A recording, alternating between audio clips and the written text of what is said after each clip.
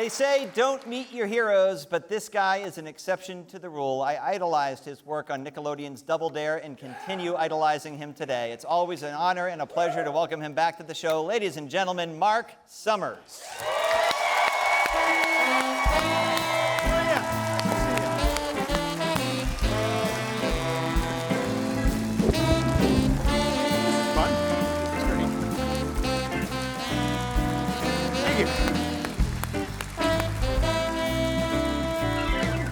How you doing, buddy?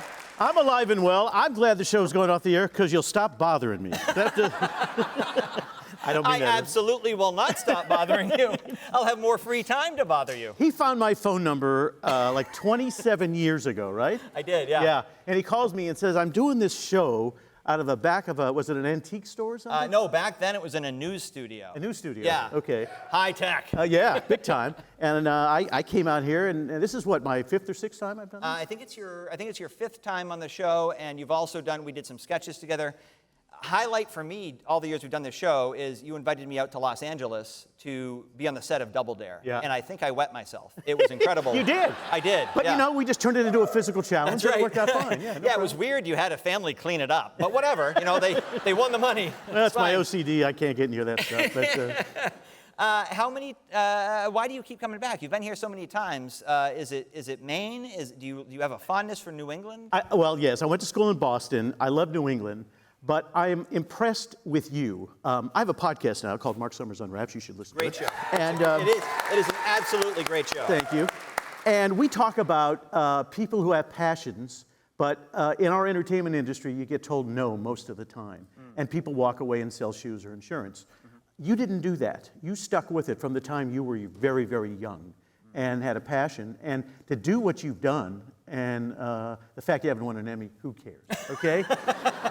I've never won anything, okay? But the fact is that you've accomplished this, and if people knew, sometimes you call me, it's 2 o'clock in the morning in Maine, it's 11 o'clock in California, this is true, yeah. and you're on your, hands and knees writing, I think that's what you do. Oh, yeah.